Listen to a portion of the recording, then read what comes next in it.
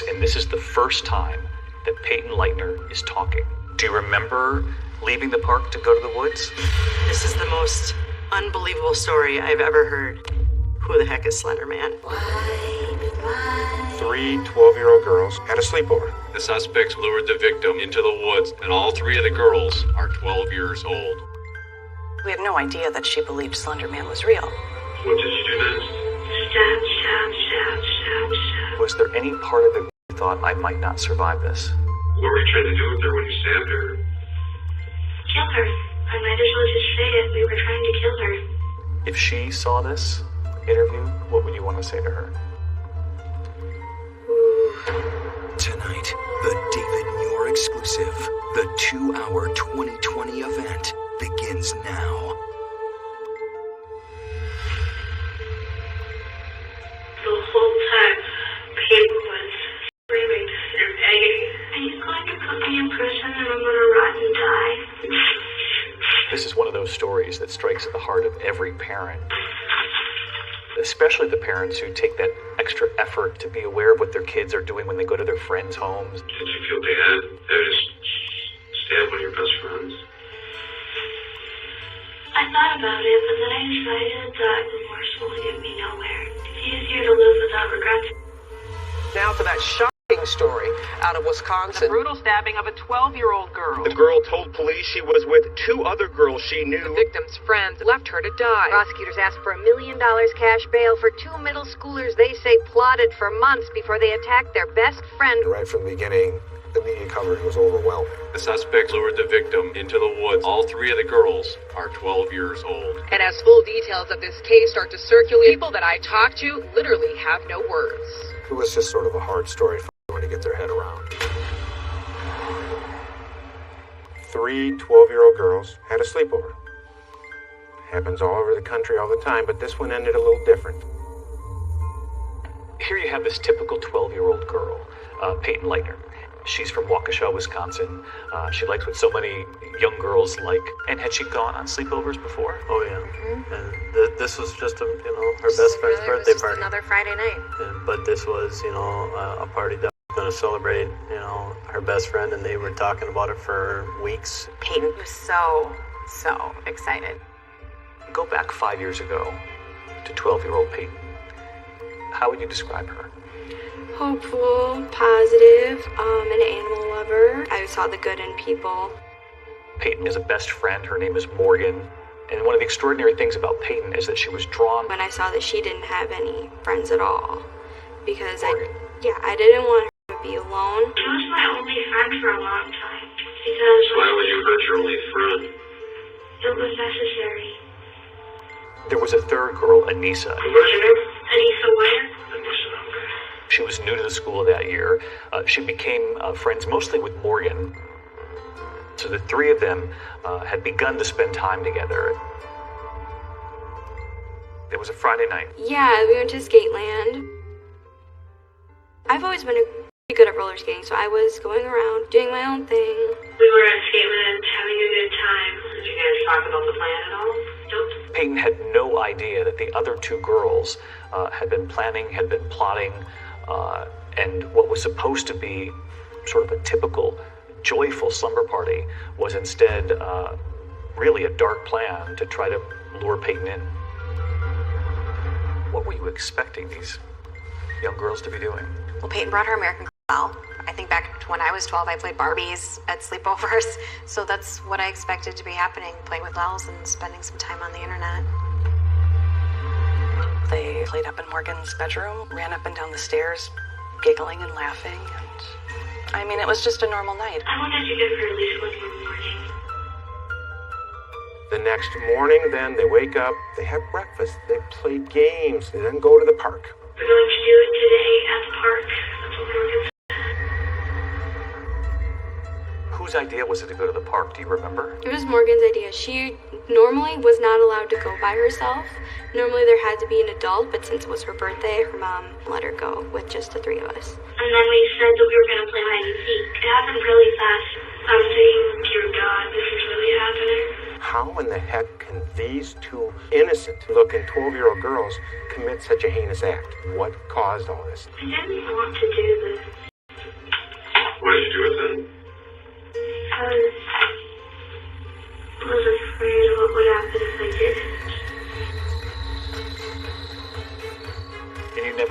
idea that there was any sort of... No.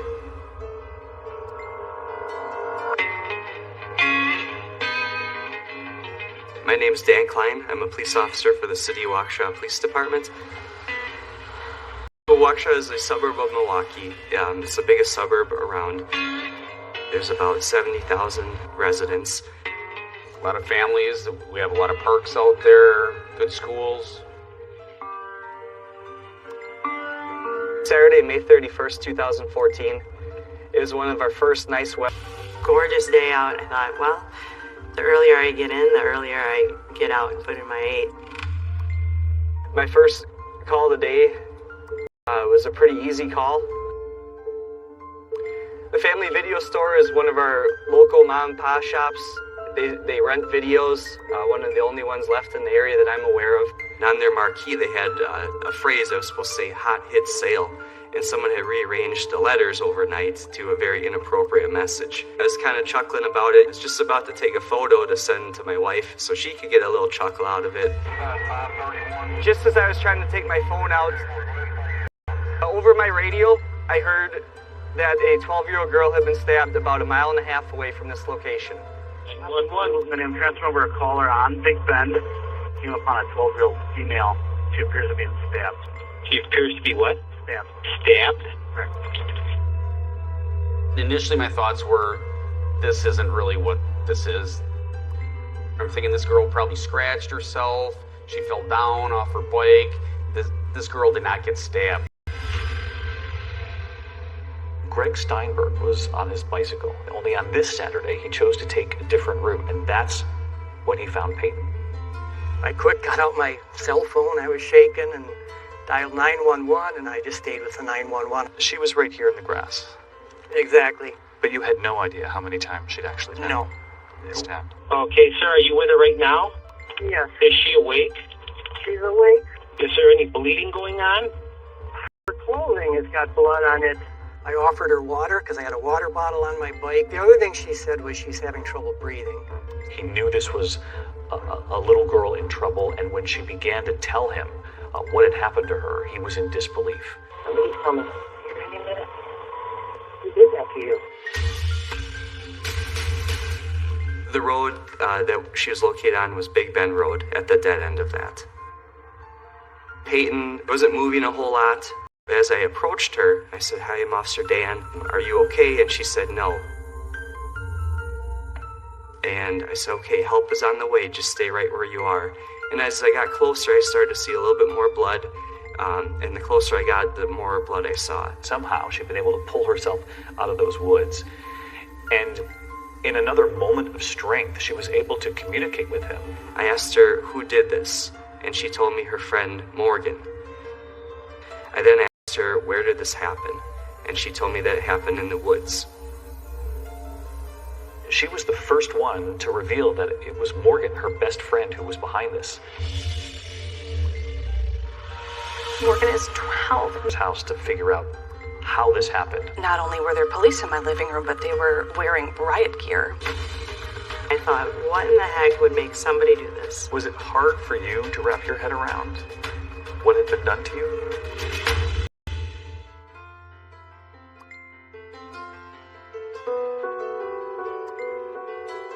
Do you feel like you're a survivor? Yeah, I shouldn't be alive. I really shouldn't after what happened. Paramedics get to the scene, and even they are stunned at what they're seeing. A 12-year-old girl, she'd been stabbed multiple times. They removed her clothing by cutting it off and got her on the gurney and into the ambulance. I could see multiple wounds on her. She was able to somehow communicate with them in that moment that this was a knife that had been used. They asked how long was the knife, and she said that the knife was about like this. And she was talking about the blade, not the handle. I was waiting in the ER, and Peyton was brought in by stretcher. The look on her face is something that I will never forget. She looked like she was in an extreme amount of pain. So you bring her in here. One of the first people to see her is the ER doctor, and he told me that her blood pressure was dangerously low. Her heart was working in overdrive. I mean, this is a 12-year-old girl really struggling to survive. And when you looked at her, it was immediately apparent she'd been stabbed multiple times. Yeah, to her chest and abdomen and arm and leg. My first thought is I need to get some sort of information from her in case that she does die. I confirmed with her that Morgan did the stabbing. I confirmed that she was in the woods at the time, and that there was another girl there at the time when this happened. When Detective Tassoni hears this, that she's been stabbed by her friends, she knows she has got to get to Peyton's mom, Stacy, and right away. It is never fun making a notification to anybody, because when they see us, they know it's not good. The first thing that goes through my mind is something has happened to somebody that I love. Because that's the only reason a uniformed officer and a detective comes to your house on a Saturday morning. She was very calm, very collected. She knew that something was going on. I don't think she knew exactly to what extent it was. They said, "Is Peyton home?" And I said, "No." And they said, "Was she at a sleepover last night?" And I said, "Yeah, she was."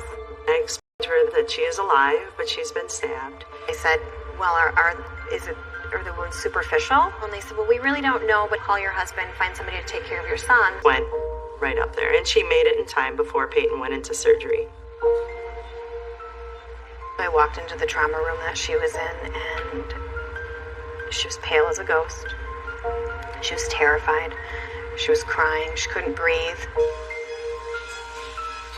And all I hear is, "There's 5 on her arm. There's 7 on her leg," and I'm thinking, what, 7? What? And one of the nurses says, "All right, I count 19," and then the second nurse said, "I count 19 as well." And 19, what? There's no way. There were so many of them that they were carefully going over Peyton's body to make sure they hadn't missed one. Stacy says she will never forget. I said, "You're going to be okay. It's going to be fine." But I could see that she was covered. Her arms and her legs and her abdomen, they were covered in stab wounds. Does it seem surreal even to this day? Yeah, it does. There are definitely like moments from that day. They're burned into my mind. I'll never forget them. Describe the moment you first see her. The surgeon who was there that day when he was looking at the wounds, and in particular the stab wound to the chest, he told me that had it been the width of a human hair deeper, that stab wound, that she wouldn't be here today. The knife stopped at the wall of the artery. Had it not? Had it not, she would have had a major heart attack from the amount of bleeding and probably died within a minute or two. And now police decide they've got to go to Morgan Geyser's house to figure out how this happened, what was behind this. They asked me, "Where's Morgan?"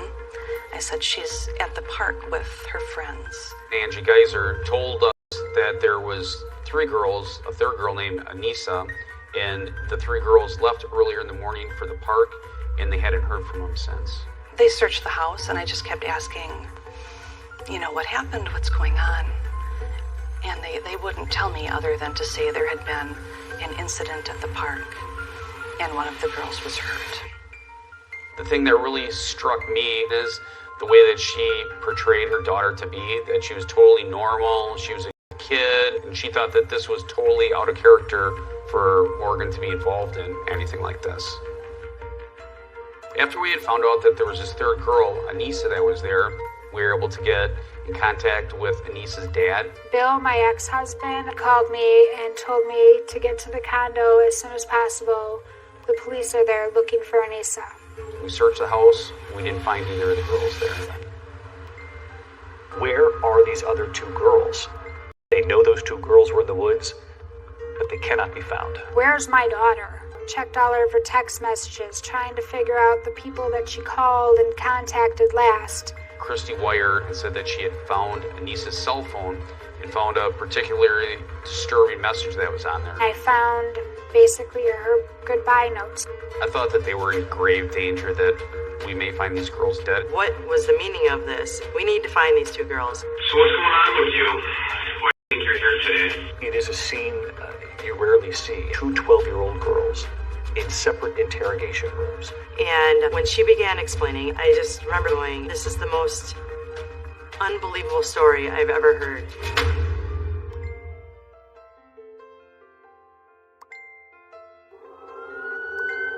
Breaking news, a 12-year-old girl is stabbed, leading to a big police search in Waukesha. There is a very active scene where Peyton was found. Police are still investigating. They still have this neighborhood shut down. We've realized now that we have 2 missing girls. Are these girls injured? Where are these girls? What was the meaning of this? We had just an overwhelming police presence throughout the community. There were squad cars zooming everywhere. A major search by ground and air. At one point I heard a helicopter overhead. You never hear a helicopter. We called in additional resources. We had canine officers that were up. We also started to put some stuff out into the media. So what we know at this hour, a 12-year-old Waukesha girl is stabbed 19 times. These are the woods where the stabbing actually happened. A massive search for 2 girls who were with the victim before she got hurt. We have absolutely no idea what's happened to my younger sister. My daughter was supposed to be at a slumber party, and now she's missing. It was one of those kinds of stories where the newsrooms go crazy and everybody starts trying to find an angle. You just wonder what puts a 12-year-old girl in this state of mind. Morgan was a very happy child. She was intensely creative. She was always making up songs and stories.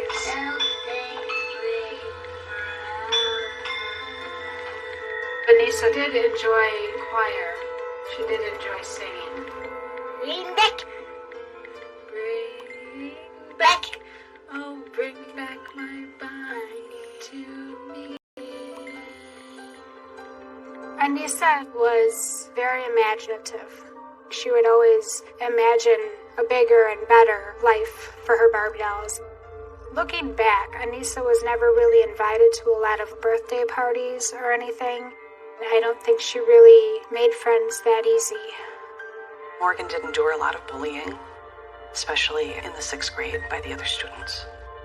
In the last year, she started to become any of the sadness or any of the bad things. They knew what each other had gone through, and they were going to be there for each other. Initially, when we were at first on scene, Christy Wire, Anissa's mom, had called me and said that she had found Anissa's cell phone. I looked at her cell phone, checked all of her text messages, and I found basically her goodbye notes. The message said, "This is my final wish to those who care. Do not grieve my absence, but remember me for who I was. I love and cherish you and wouldn't do you harm." It then changed my thoughts from abduction to running away. It was about 2:53 in the afternoon. I had gotten a message that the sheriff's department had located the girls on the site of I-94. They have found those 2 girls, I'm told, around 12 years old. They were sitting on the side of the freeway.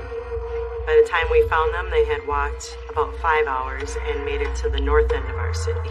And they were transported back to our police department. The detective told us that they were taking them to the police station to ask them some questions. I remember talking on the way how we were going to punish Morgan for this.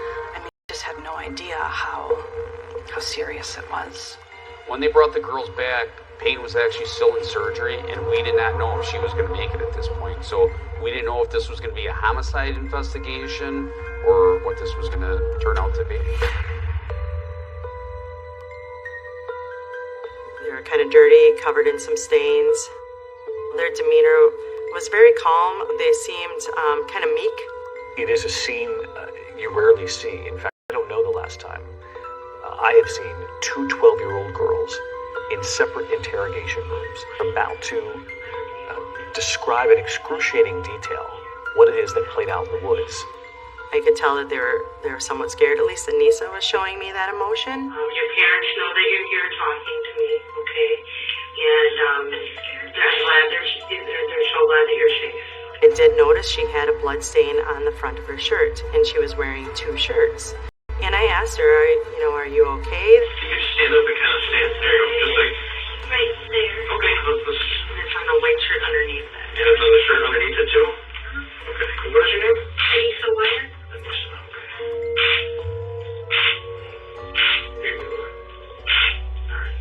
Morgan seemed like she was very calm,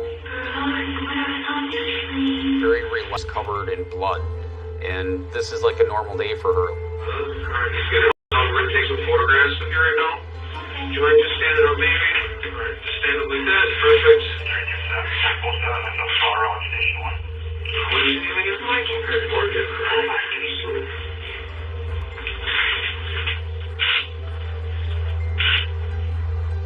Do you know what happened to Bella?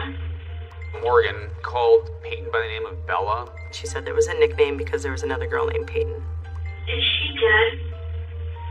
I don't know. She was taken to the hospital. What? I was just wondering. She was very nonchalant. It didn't seem like it really concerned her too much if she was dead or alive. First thing I needed to do in order to talk to Anissa and find out what happened, I needed to read to her Miranda rights. You have the right to remain silent. If you decide to give up that right, anything you say may be used against you in court.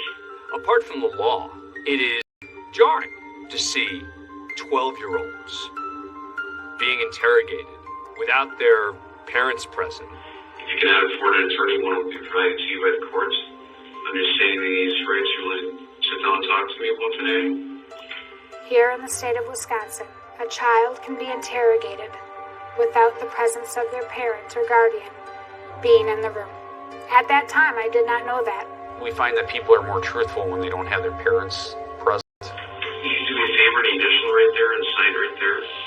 I thought that she really did understand what her rights were and made a knowledgeable decision to waive those rights. I've never gone into an interview so blind as I have in this one. I thought that maybe this was all about a boy.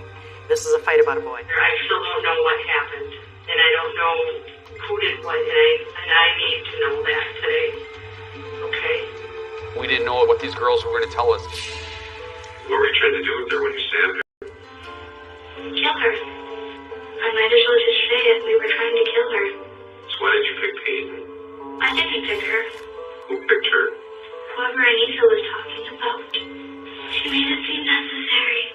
My thought was, why would she do this? There's this website full of, horror stories that have there's one of them called Slenderman. Who the heck is Slender Man? We had to prove ourselves worthy to Slender. To think that two 12-year-olds would come up with something like this and plan it out for 6 months. As soon as I heard, I knew that this was going to be a big deal. Come to me, come to me.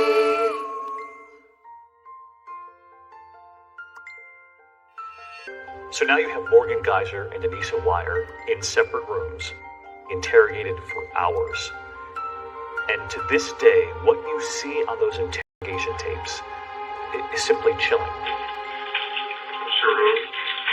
I think these all gets a little bit more comfortable here. I have a daughter that's almost the same age as her, like she could be my daughter, but then she started saying things that were really very eerie, hearing them coming out of a 12-year-old's mouth. This is going to get me arrested, isn't it? Can I ask a quick question? Sure. She didn't realize the enormity of this. Yes. I just wanted to know how far I've walked, because I'm usually not very athletic and just want to know. In that moment, I thought, all right, I am talking to a 12-year-old. So did you guys talk about doing this beforehand? Anissa told me we had to. Why? Because she said that he'd kill our families. Who's he? A man. I didn't know him, but Anissa knew him. She began explaining right away about something from the internet. There's this website called the Creepypasta Wiki. It's full of horror stories that are meant to purposely scare you. And there's one of them called Slenderman. We all remember growing up. There was always the folklore, the spooky stories that would be shared among kids of a certain age. And in this case, this is the story of Slender Man. It all started online with 2 paragraphs and 2 photographs. One of them showed a bunch of smiling kids and sort of happily playing on a playground with a slender man in the background, and the other one was sort of a more pensive picture. The story that went with it sort of explained that these were photos that were taken right before a bunch of children had gone missing, and that was it. Who's Slender Man?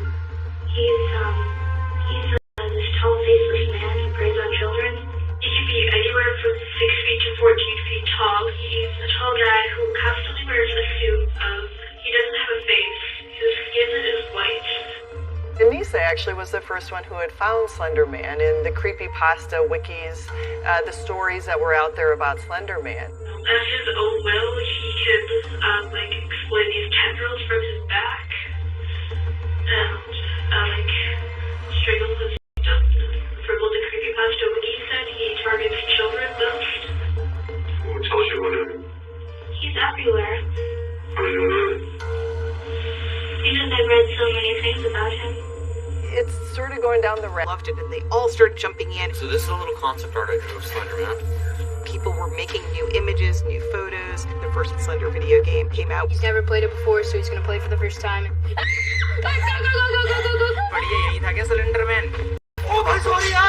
People would write different kinds of stories. The stories looked real.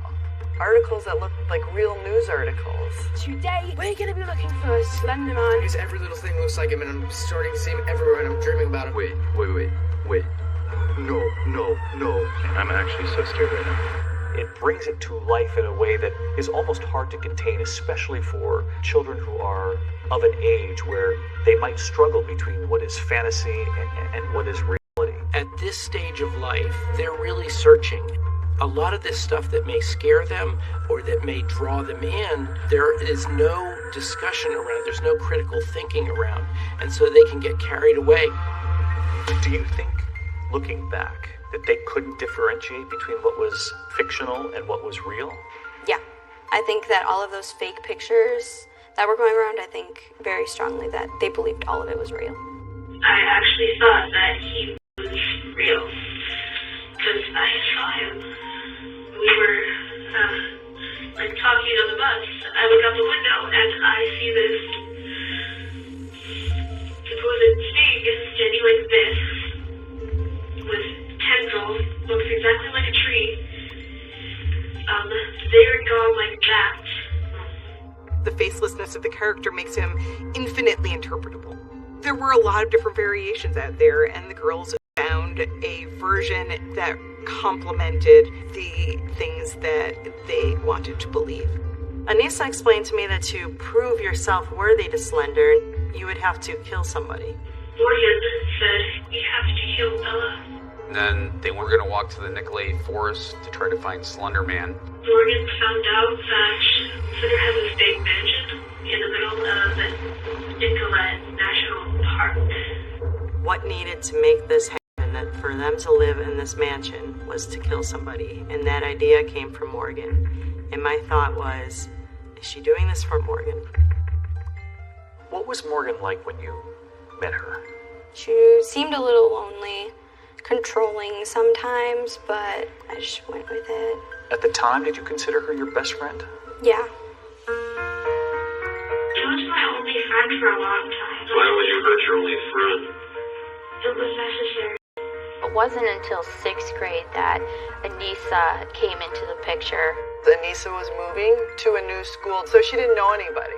Their interests, horror stories, supernatural. We're supposed to be like sisters. They were lonely girls. They didn't have a lot of friends. Came across, I think, to other students. The best word I can think of is weird. Were you ever really friends with Anissa? No, not really. She was always cruel to me. I feel like she was jealous that Morgan was friends with me and her. As Morgan learned more about Slender Man, it came to dominate her thoughts, and she got closer to Anissa and a little more distant from Peyton. I didn't really understand what we were doing, but I really didn't want to make Anissa mad. It's hard enough to make friends. I don't want to lose them over something like this. Do you understand what it means to kill somebody? I mean, I've seen stories on the news. I never fully understood what it meant to kill somebody. So now. As she's explaining it to me, I'm digesting it, and I'm thinking, where is this going to lead? Morgan handed me the knife, and then I started to count again. When I was 5 feet away, I said, now, go ballistic, go crazy. That's a stone cold plot.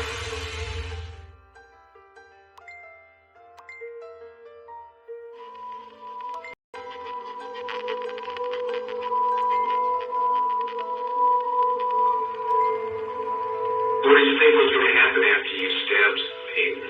I don't really know. I figured that I'd get in trouble eventually, though. Because, Mommy always says that whatever you do catches up to you eventually. And it did. So about halfway during the interview with Morgan, I got up and I took a little break. I went and met with Detective Trussoni, and we sort of compared notes. I just remember looking at him going, this is the most unbelievable story I've ever heard. Who's ever heard of two 12-year-old girls planning for 6 months to kill one of their best friends? We have no idea how difficult it was not to tell anyone. We would all be together. It was a flawless plan, actually. I think they wanted to kill Peyton because they felt Peyton was accessible in that way. You know, they didn't have a lot of friends. She was somebody that they would be able to get to be alone with. Did you ever talk about killing Bella in the bus at the birthday party? We did sometimes, but we made sure we whispered. Granted, the bus was really loud, but people are eavesdroppers. We used code words like, for knife, we used cracker, and for the killing, we would use words like itch. They're actually... It said that at her birthday party, while Bella was sleeping, we were gonna, duct tape her mouth shut, stab her in the neck, and then leave. Morgan was going to put on a set of headphones, connect it to her iPad, and set an alarm to wake her up in the middle of the night, like 2 in the morning. She would wake up Anissa. But we didn't stab her then. We were too sleepy, tired to rescue land. That was the original plan? Yeah, until it changed.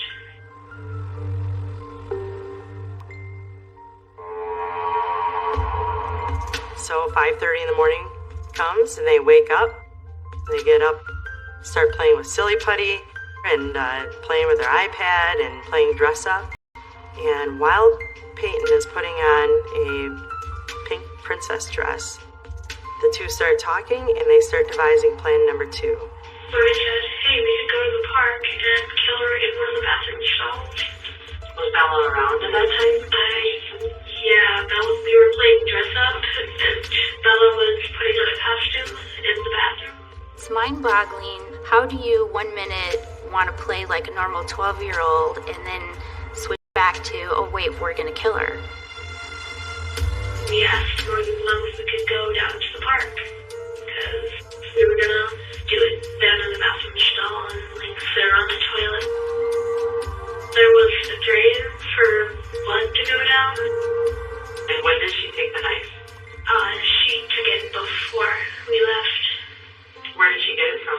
Her kitchen. So who left the house with the knife? I think Anissa did. It was in the bag. To me, she was trying to deflect the blame from herself back onto Anissa. How did you know that she grabbed one? Because she showed it to me as we were walking to the park. Morgan lifts up her jacket and shows Anissa that she's got this knife in her waistband. What were you thinking? I was thinking, dear God, this is really happening. And she told us we had to kill her. Who did? Anissa. There was a lot of deception in Morgan's interview. It was like Anissa is saying this is what happened, but when you listen to Morgan, she always says, well, I think that Anissa did it. I think this happened. I think Anissa told me to. Anissa might as well. It's sort of foggy, because I've been trying to block it out. They then walk to the park. They go into the bathroom at the park. They're in the bathroom stall, and they're kind of passing the knife back and forth. Either asleep or unconscious, and it's also easier if you do not look them in the eyes. Anissa tells me that she actually tries to knock Peyton out. I kind of went like that to her forehead, banged her head up against the concrete. And you were doing this to knock her out so you guys could kill her in there? Yeah. They lose their nerve. They don't kill her at that point. They then go outside. They leave the bathroom and they start to walk through the park. And that's when Plan B is devised. I say, hey guys, why don't we go take a walk around the block? That's when I pointed out to Morgan the trees and bushes and all that and say, we could take her in there and do the deed.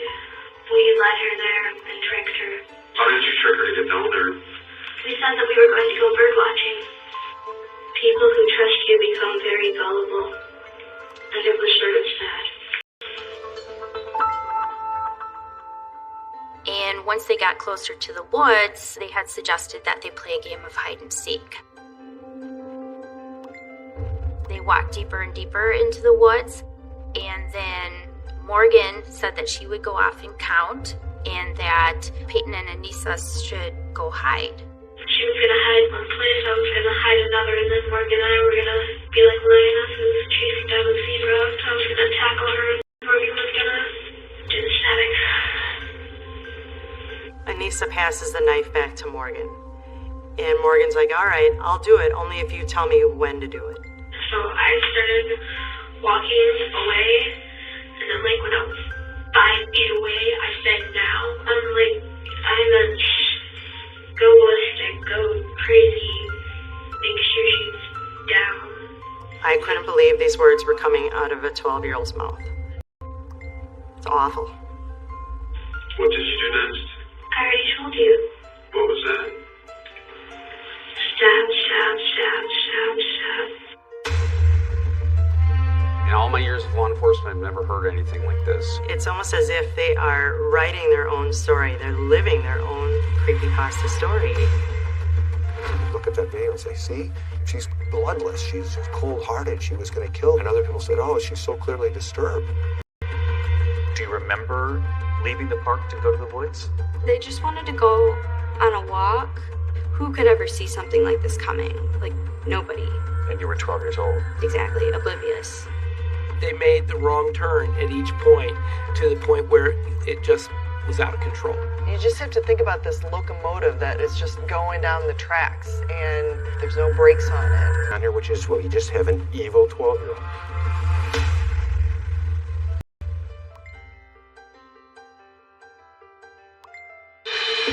So many people have followed this story for so long, including us, and this is the first time that Peyton Leitner is talking. And then Morgan and I were going to be like lionesses chasing down the zebra. Was there anything that night that made you think something's up here? No. They kept it a secret. Mommy always says that whatever you do catches up to you eventually. And it did. Tonight, a David Muir exclusive. The 2-hour 2020 event continues right now.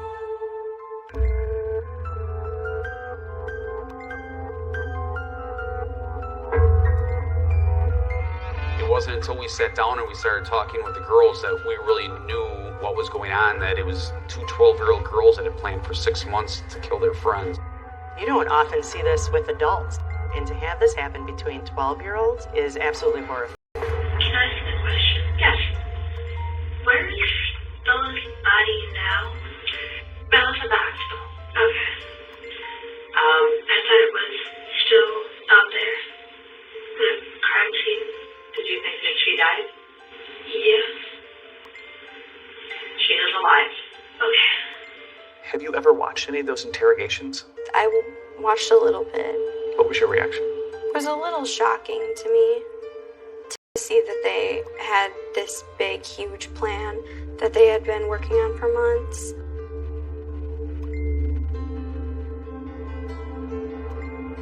Less than a week after the attack, I was asked to go to the hospital to interview Peyton. She was very, very quiet. We had to turn up the sound on the recording equipment really high just to get her voice. Do you remember leaving the park to go to the woods? They just wanted to go on a walk, and I didn't think much of it. It's just a walk. It's in Waukesha. Like, what bad stuff happens in Waukesha, Wisconsin? After we go into the woods, we say we're gonna play a hide and seek.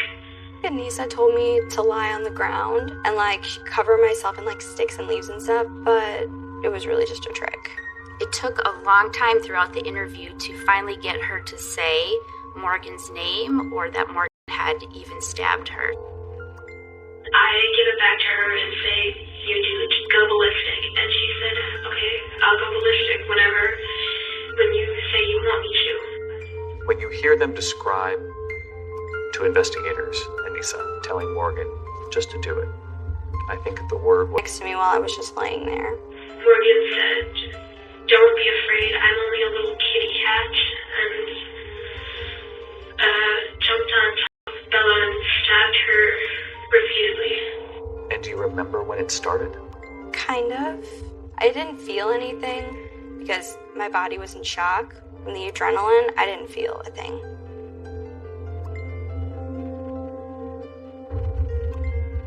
So at one point during the interview with Morgan, I specifically asked her about who stabbed Peyton. Who stabbed her?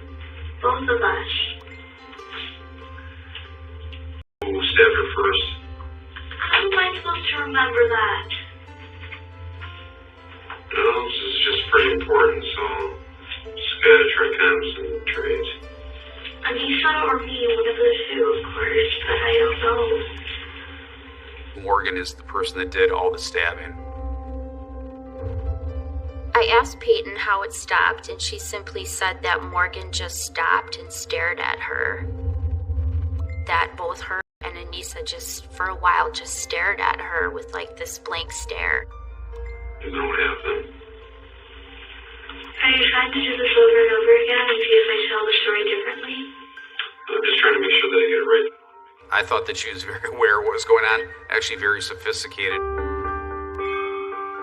After they stabbed her 19 times, they encouraged her just to lay down in the woods and rest. What they really wanted her to do was bleed out in the woods. Do you remember what you said to them? I trusted you, and then they told me to lay down, you'll lose blood slower, like we're gonna go get help. Did she try to get up? Yeah, she tried to get up. She said that she couldn't see, she couldn't walk, and just that she couldn't breathe. And they told her they were going to go get her help, but Anissa flat out said, no, we weren't getting her help. We wanted her to die. Do you remember the moment they left you? I think I remember them running away, but I kind of just laid there for a minute. You walked out of the woods. I got up, grabbed a couple trees for support, I think, and then just walked until I hit a patch of grass where I could lay down. It's amazing that she had the strength to do that with the injuries that she had. When I told her that the girls were in custody, it seemed to give her a sense of relief. The girls were ultimately arrested for first-degree attempt homicide. That's a very serious charge. We were permitted to come to the police station and see Anissa. I remember her saying she was very, very scared. That day plays out almost every night in my nightmares.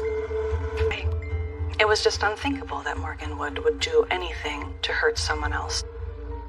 It wasn't until the following day that we knew that she would be charged as an adult. The current situation in Wisconsin is there are certain categories of offenses that if they're committed by an individual over the age of 10, that individual has to be prosecuted in adult court.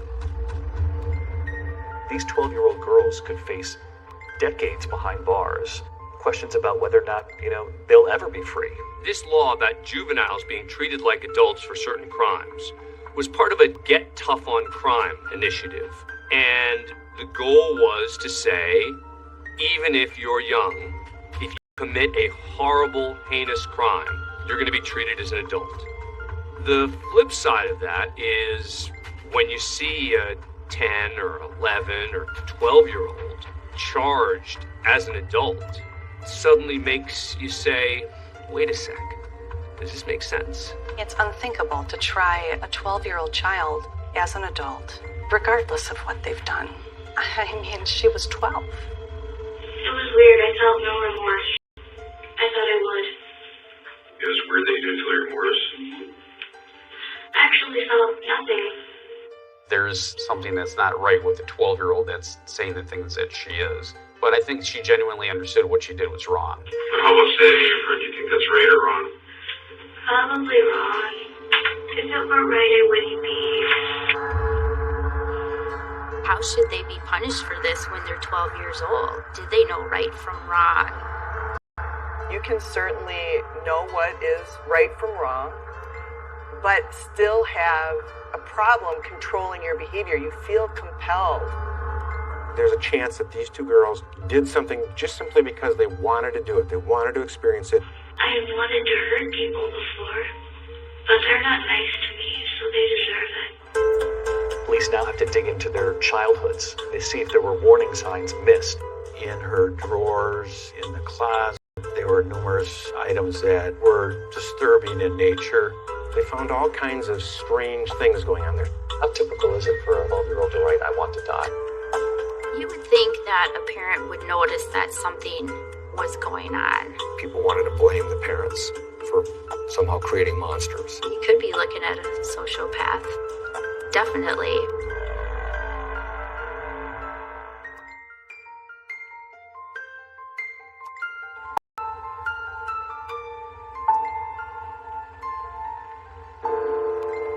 State of Wisconsin versus Morgan Geyser. First-degree intentional homicide. That made the case automatically start in adult court.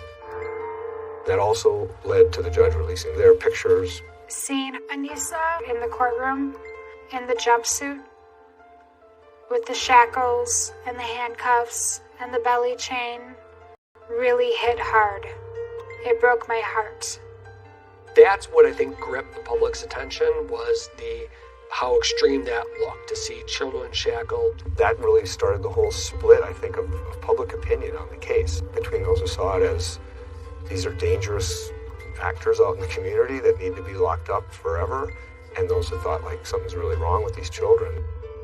They needed help and should be in juvenile court.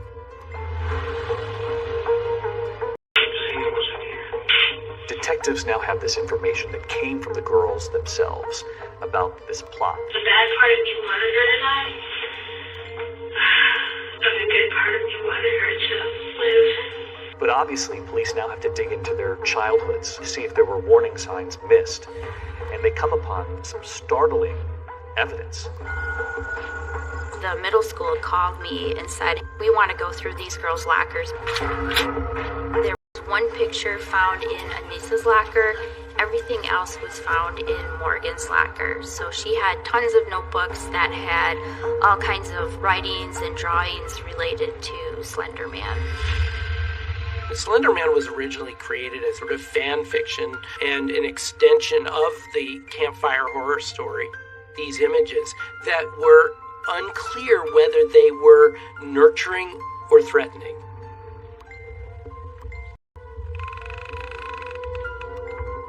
One of the first things we did was we talked to Morgan's parents, told the parents, don't go in the bedrooms, keep the door closed. We're going to come over there and I'm going to have my investigator process that scene. When I first entered Morgan's bedroom, it just looked like a normal room for a girl her age. But in her drawers and in the closet, there were numerous items that were disturbing in nature. They found all kinds of strange things going on. There's strange drawings, dolls that had been mutilated. Some of the dolls had their hands cut off, arms cut off, legs cut off.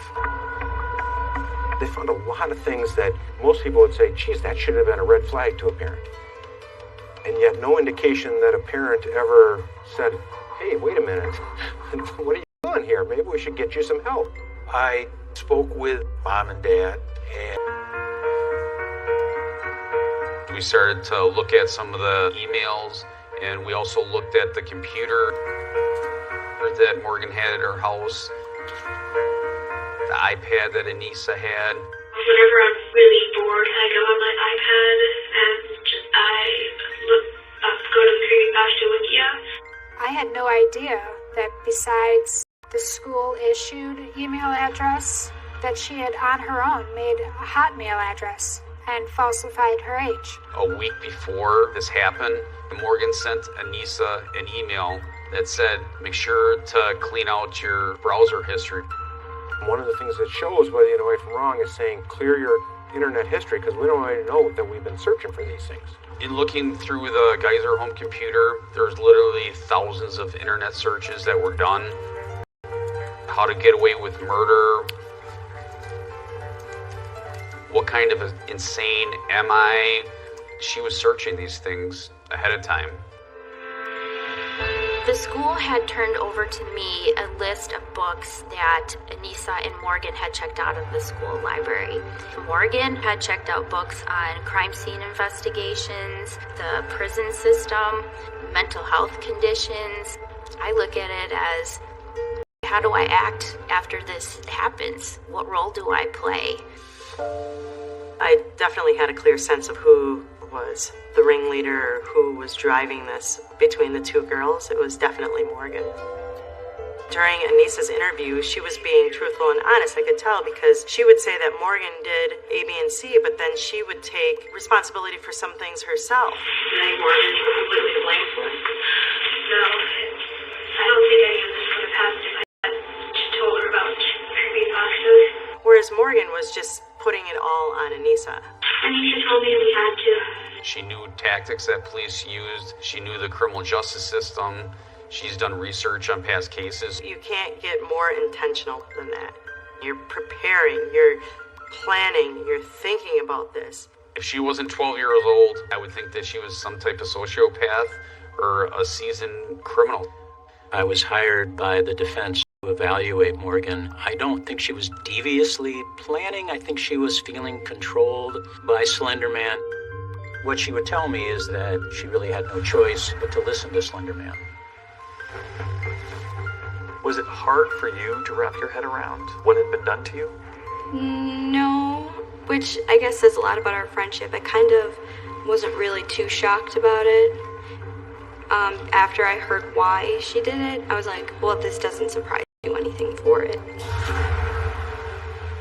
I was angry for a long time, especially Morgan's parents. I thought that they were maybe just in denial. I don't think I'm insane. Are you surprised? No, I wasn't surprised simply because there is a family history. Her father? Yes, her father has schizophrenia.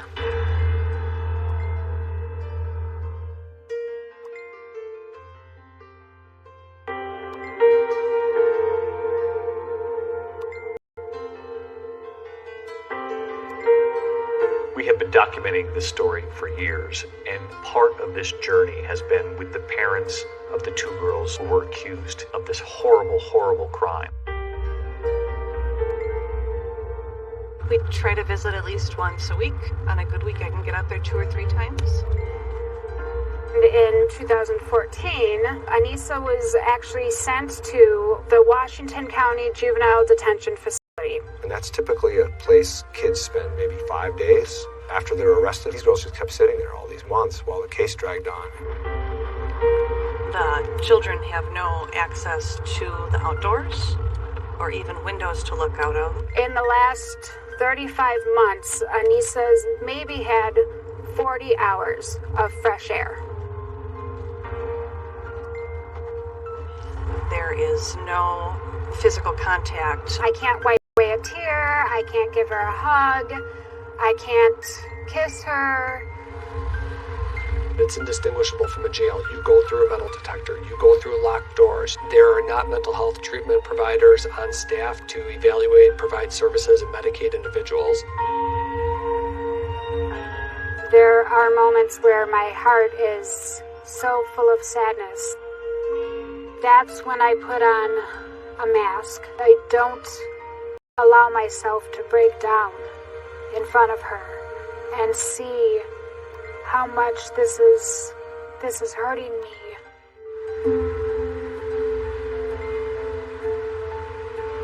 The first time I went to visit her, she looked at me and she had sort of this flat expression on her face, and she said, "Why are you here?" What did you think in that moment? It's heartbreaking. One of the things we knew people would want to know at home were there warning signs. Did these parents look back the childhoods of their daughters and see something now that perhaps they missed along the way. Angie told me the story about showing her daughter Morgan Bambi. Bambi, come here. We had been concerned to show Morgan the movie. We were afraid when Bambi's mother died, she would be devastated that she in fact, had quite the opposite reaction. After Bambi's mother was shot, Morgan just said, "Run, Bambi, run," and had no reaction whatsoever to the mother dying. She wasn't at all concerned about the mom. No, no, not at all. Did you know anything about Morgan's fascination with Slender Man? We did. We did. You talked about it with her? We did, and she would show us some of the pictures, and she would read us some of the stories. Do you remember when she first started talking about Slender Man? That was in 6th grade. It was early 6th grade when she had met Anissa. I thought it was really weird and odd. I was never into it. I just kind of went along with it because she was my best friend. We had no idea that she believed Slender Man was real. Did you ever think that, this is a little too dark for my daughter? When I was Morgan's age, I was reading Stephen King novels. I remember being 11 years old and riding home from the library on my bike with it under my arm. And that's a very scary and dark story. So I just thought it was normal. As this is playing out, this whole legal process, they're holding a competency hearing for Morgan Geyser. And during that hearing, it's suddenly revealed that she's been diagnosed with early onset schizophrenia. I'm not a doctor, but all the doctors agree that schizophrenia in a 12-year-old is extremely uncommon. It develops later in life. Are you surprised? No. I wasn't surprised simply because there is a family history of schizophrenia. Her father? Yes, her father has schizophrenia. HBO came out with a documentary called Beware the Slender Man, where Morgan's father talked about his own schizophrenia. Like you can see it, and it's not real. It totally doesn't matter because you're still terrified of it. I know that I know the devil's not in the back seat, but the devil is in the back seat, Morgan's behavior was directed by her psychotic symptoms. Morgan was being guided by voices that were ordering her to kill someone. When you look back, are there moments when you can see her suffering from that? It's difficult to say. She was always kind of a quirky kid, but not pathologically so. I expected to either get put in prison or in an insane asylum. I didn't know what to expect. On some level, I'll always feel responsible for not knowing that my daughter wasn't well. Your job as a mother is to protect your children and to keep them safe. And of course, I felt as though I had failed. Even then, I think there were people who thought, well, they should have known. They should have had her in treatment earlier. Why didn't they see that she was schizophrenic? At 12, it's very hard to identify psychosis. I don't think it would have been obvious to anyone unless Morgan told them the symptoms she was experiencing. For the first 18 or 19 months after her arrest, she was not treated and she remained in a very acutely psychotic state. These fictional characters, Voldemort from the Harry Potter books, Spock from Star Trek, Slender Man, she considered these people to be her friends. She had conversations with them, and she was concerned that if she took medications that would make them go away, she wouldn't have anybody to talk to. What would you say to them if they were watching, the other parents? I was angry for a long time that they, especially Morgan's parents, knowing that Morgan's dad had schizophrenia. And for a long time, I thought that they were maybe just in denial and ignoring her symptoms. But I recognize that they're going through their own hell. Their lawyers are trying to get their case moved out of adult court and into the juvenile system. It's now the summer of 2015. Judge Warren makes a ruling. A major ruling tonight from Wisconsin, a judge deciding that the two 13-year-old girls will now be tried as adults. I'll order that the defendants, Ms. Geiser and Ms. Weir, be retained in the adult jurisdiction. Each of the girls has pleaded not guilty by reason of mental defect or disease. No question in your mind where they needed to be. Adult crime is adult court. If they had stolen a candy bar, sure, that's a child. But you tried to kill somebody.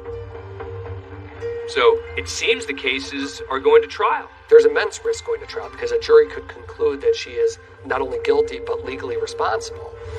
We truly believe that Anissa knew what she was doing was wrong. This huge question looms over all of this. Will these girls be locked up for decades? What will the court decide?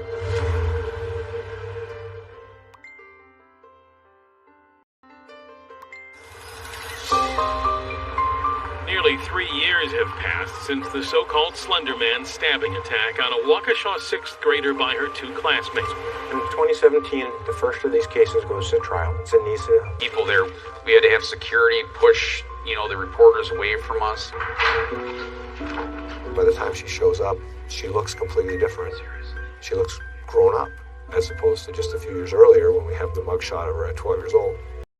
And she seems to get it. We're all looking forward to this kind of coverage. And then we hear that Anissa has pled guilty and cut a deal. That means you participated in the offense. Once she enters into this plea, there's then a separate trial in effect to determine what should be the punishment. They would go to trial simply on whether she suffered from a mental disease or defect and should not be held criminally responsible. So the jury now has to decide, should she have to go to prison or should she simply go to a mental institution? We're in the record in State versus Wire. It's basically both sides going for broke. On the day this happened, she did it because she wanted something out of it. She wanted to be Morgan's friend. On the other side, of course, just the opposite. The evidence will show that at the time this occurred, Anissa's broken mind caused her to lose touch with reality. Anissa's lawyers were arguing that she was delusional. The bulk of the defense's case was mental health experts. They called 3 of them to back up the defense's argument that Anissa was mentally ill. I was hired specifically by the court to do an evaluation of Anissa. Did you find a diagnosed disorder for Anissa? Yes, I did diagnose her with a disorder. Anissa was diagnosed with shared psychotic disorder. There's an old French word, right? Folie à deux, which is madness shared by 2. 3 different doctors or experts all agreed that as rare as it is, she happened to meet another 12-year-old who was more ill than she was and kind of got caught up in her own delusions and what they call a shared delusion. You have a new girl that comes into school who's desperate for a friend, being introduced to a girl who's having some mental health problems, and then they have this shared interest, and you couple that with the fact that they're 12 years old and still retaining some of the magical thinking of childhood, and it's this perfect storm. They believe they had to do it. I was really scared, knowing that Slender could easily kill my whole family in 3 seconds. Well, essentially, it was protecting their family. They needed to kill somebody to prove themselves to Slender Man. She knew exactly what she was doing when they stabbed Peyton, and point to a very specific moment in the interrogation. The first line that she tells me in my interview was saying the silly thing about this was, I didn't know I was in danger until after Morgan stabbed Peyton. That statement is, to me, the most powerful statement in the whole case. Well, if she didn't know that Slender Man had made the threat till after she did it, that couldn't have been what motivated her to stab Peyton. If that's not what motivated her, what is?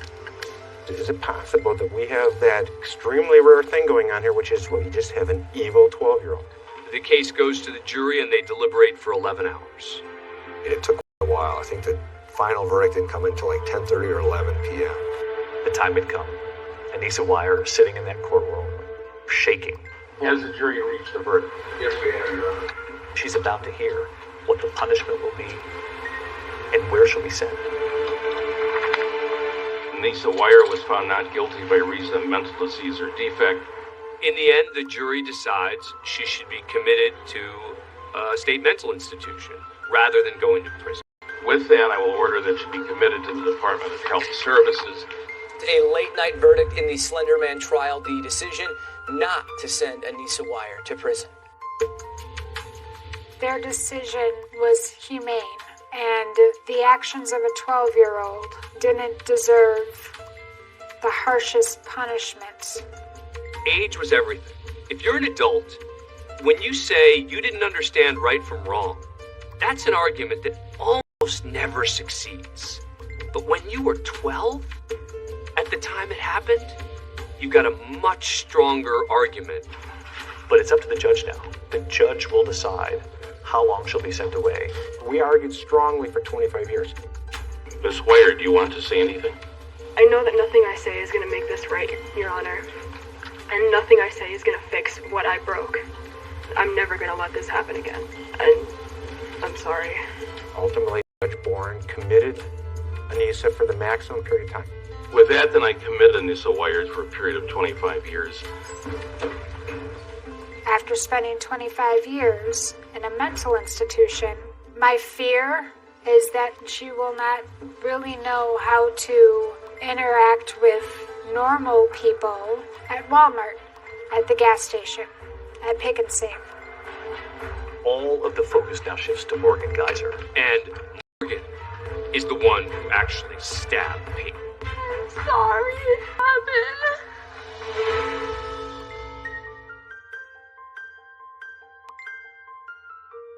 Anissa Weier will be heading to a mental hospital rather than prison. So now you have one of these girls, Anissa Weier, found not guilty by reason of mental disease or defect, and all of the focus now shifts to Morgan Geyser. It becomes clear to prosecutors that they're not going to be able to convince a jury to send Morgan, who is even more mentally ill, to a prison. Morgan's lawyers end up cutting a deal with prosecutors. I'll be blunt. One of the reasons we did that is clearly Morgan was much more psychologically damaged. What did you make of what you heard? I remember feeling sad at Morgan's sentencing hearing because she was not the girl I remembered. So that was sad for me. Miss Geyser, would you like to say anything? I just want to let Bella and her family know I'm sorry. I never meant this to happen. What would you want to say to them? I'm so sorry for what Peyton went through and for what they must have gone through. And I would take it back if I could. Do you accept their apologies? I don't think I'm there yet. We're still healing, and we're still trying to rebuild our lives. So it's still a little hard. The length of the commitment, I believe, is appropriate at 40 years, and that'll be the order of the court. 15-year-old Morgan Geyser sentenced in Wisconsin today to 40 years in a mental institution. If Morgan had never met Anissa, I think Morgan probably would have acted out in some other way. Would it have been violence? I don't know. But Morgan was ready to do something, and she found Anissa. To put it all on Morgan or say she led this, I think underestimates the power of schizophrenia. It underestimates the power of the internet to influence people to behave in ways they wouldn't behave in real life. I really think it was them working as a team. You're convinced that it was a toxic combination? Yes. That one fed into the other? Mm-hmm.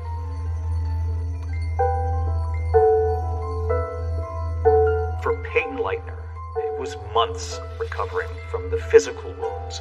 But the lingering question was how long would it take for her to recover emotionally? I know you. How frightened were you still? I slept in my mom's bed for a while just because I didn't want to be alone. I still sleep with like a broken pair of scissors underneath the bed. Go away. I hope so, but for now, I don't think so. Did you ever think you would get her to where she is today? She had so much determination to not be defined by this event and not be the girl who was stabbed that I really think that it's her determination to live a different kind of life. That's what's gotten us here. I've come to accept all of the scars that I have. When you see them, do you see a survivor? I just see myself. What she has taught me is strength and will. Just the sheer will to get through anything. There are so many moving, full circle moments to this story of Peyton Leitner. It's pretty good. After Peyton had gone back to school, the man who would be made school resource officer would be Dan Klein. Up there is a school that she goes to. And I thought, that's really cool. I was the first officer on scene to see her, and now I'm gonna have the opportunity to protect her. He has said that he feels, in a way, sort of lucky that he's still able to watch over you. Yeah. I really like Officer Dan. He's a great person. It didn't work this time, obviously, and we're never going to try again, because I hope I never have to see any of that again. Morgan Geyser, Anissa Wire, they're both 17 now. They're both being held at the Winnebago Mental Health Institute. And this was the picture that Morgan's mother posted of her not so long ago on Facebook. It's not where you pictured your daughter. No, I see on social media my friends and family who have children Morgan's age, and they'll post pictures of them driving a car, going to homecoming.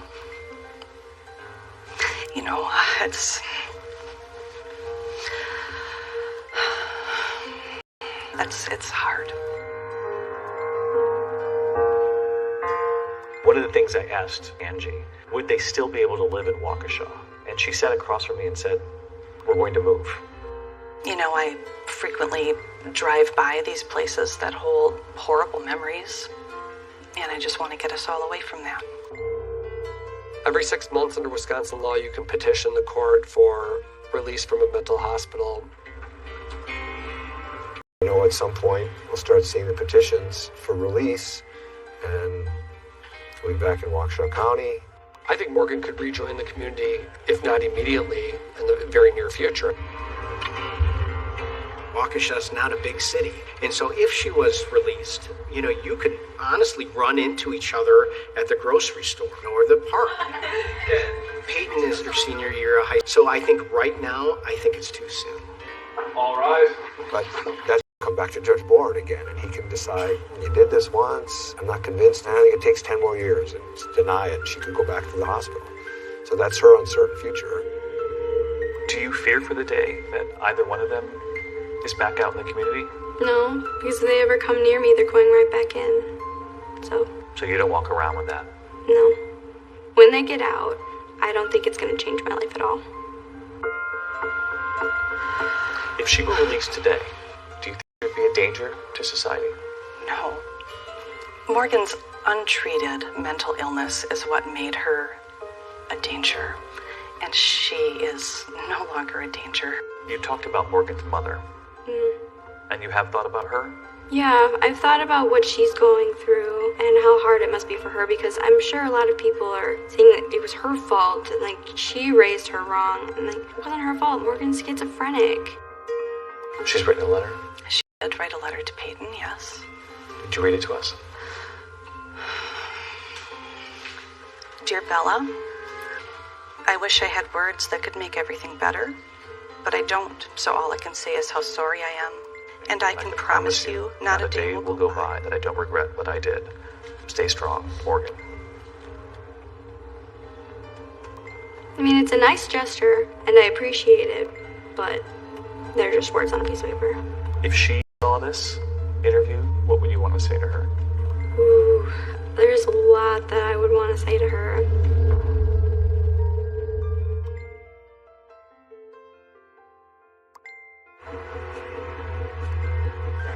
I'm happy. I have good friends that I trust pretty much.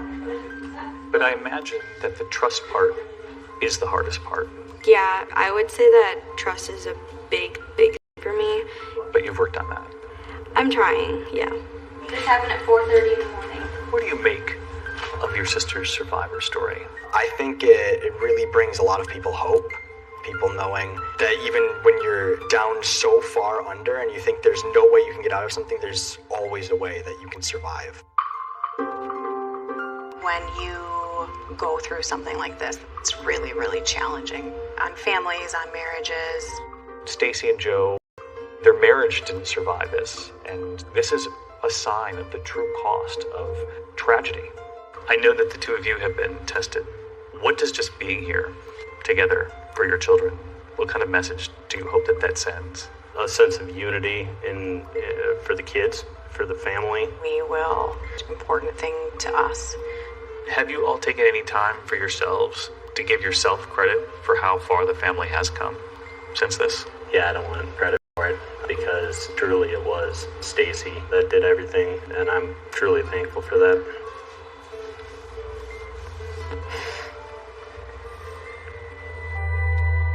There'll be people talking about this forever. There was just an endless fascination. We can't change what's on the internet, but we can change whether our kids access it, and if they do access it, how they process it. I think that the whole dangers of the internet thing, that's probably the simplest thing people will remember. But I think what we found out from the case was, if Morgan weren't schizophrenic, probably this doesn't happen.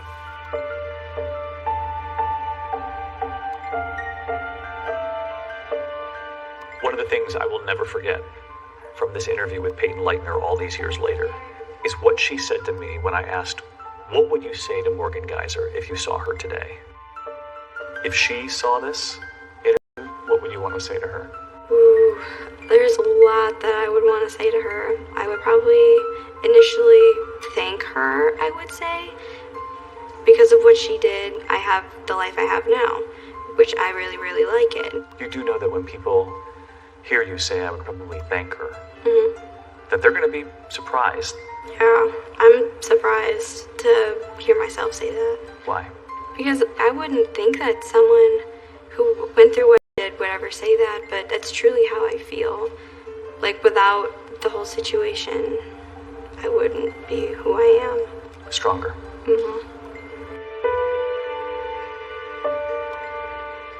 What happened to me has made me who I am, and I love it.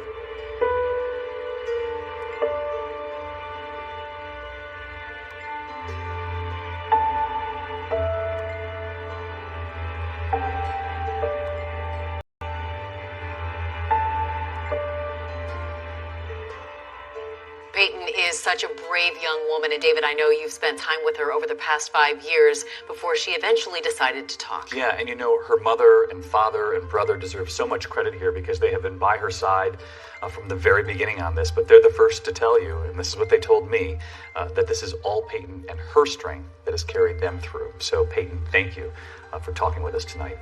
And Amy, I know that you have a note about a member of our own family here tonight. Our beloved colleague Lauren Brennan, who lost her battle with ovarian cancer this week. She'd been with ABC News for 16 years. She worked so tirelessly to get us on the air every week here, always with a smile, a laugh, always with her incredible